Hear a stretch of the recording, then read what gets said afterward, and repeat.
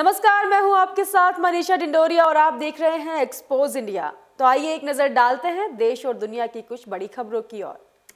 पूर्व विदेश मंत्री और कांग्रेस नेता सलमान खुर्शीद का एयर स्ट्राइक पर बड़ा बयान सामने आया है। उन्होंने कहा है कि एयर स्ट्राइक पर राजनीतिकरण करना ठीक नहीं है। साथ ही उन्होंने अपने सभी कार्यकर्ताओं से इस मुद्दे पर किसी भी तरह की चर्चा करने से मना किया है। हाल ही में एयर स्ट्राइक पर कांग्रेस नेताओं ने सबूत मांगे थे। इसे लेकर भी सलमान खुर्शीद ने कहा कि जिन लोगों ने सवाल किया है उनको सूत्रों से कोई जानकारी मिली होगी। इस समय ऐसे सवाल ना पूछे तो अच्छा है, क्योंकि एक सवाल से 50 सवाल निकलते हैं। लेकिन अगर सरकार के पास कोई जानकारी है तो वो भी जनता के सामने आनी चाहिए। वहीं उन्होंने दुख जताते हुए कहा कि सरकारी पक्ष से प्रयास किया जा रहा है कि वो इसका राजनीतिकरण करके इसका राजनीतिक फायदा उठाएं। मैं दोनों पक्षों से कहता हूं कि अभी चर्चा क्यों, इस मुद्दे पर बात बाद में भी हो सकती है।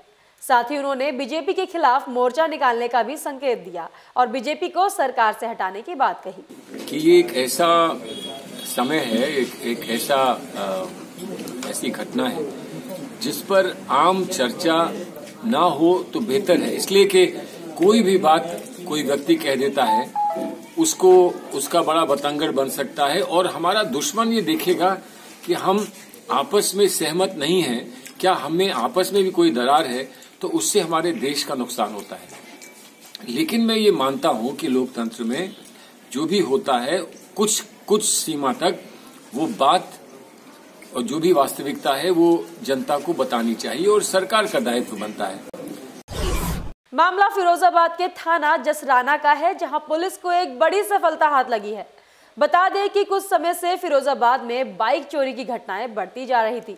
वहीं पुलिस ने इन घटनाओं को अंजाम देने वाले गिरोह को अपनी सूझबूझ से कुछ ही समय में गिरफ्तार कर लिया। पुलिस ने जब इन शातिर चोरों से पूछताछ शुरू की तो पता चला कि इन चोरों ने करीब 1 दर्जन बाइक चोरी की है, जिन्हें फिरोजाबाद के अलावा मैनपुरी और एटा से चुराया गया था। साथ ही पुलिस ने चोरों के पास से 3 अवैध तमंचा भी बरामद किए हैं। नरेंद्र मोदी के प्रधानमंत्री बनने के बाद ही लोगों में स्वच्छता को लेकर एक अहम जागरूकता देखी गई। वहीं पिछले दिनों प्रधानमंत्री मोदी ने प्रयागराज में स्वच्छ गृहियों के पैर धोए तो विपक्ष की ओर से मोदी के इस कदम को राजनीति से जोड़ा गया। लेकिन प्रधानमंत्री मोदी ने एक बार फिर लोगों को चौंका दिया है। बता दें कि प्रधानमंत्री नरेंद्र मोदी ने कुंभ के सभी सफाई कर्मियों को अपनी निजी बजट से 21 लाख रुपए दान किए हैं। पिछले महीने उन्होंने सियोल शांति पुरस्कार से मिली करीब 1.5 करोड़ की राशि नमामि गंगे के लिए दान कर दी थी। जैश ए मोहम्मद के आतंकी अड्डों को तबाह करने के लिए पाकिस्तान में घुसकर की गई एयर स्ट्राइक पर एक बड़ा खुलासा हुआ है।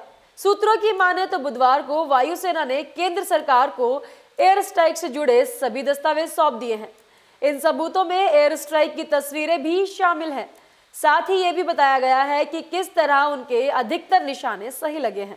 वहीं वायुसेना ने सरकार को 12 पेज की रिपोर्ट सौंपी है। इसमें वायुसेना ने बालाकोट के उस क्षेत्र की हाई रिजोल्यूशन तस्वीर भी साझा की है। हालांकि ये रिपोर्ट सार्वजनिक होगी या नहीं, इस बात का फैसला मोदी सरकार लेगी।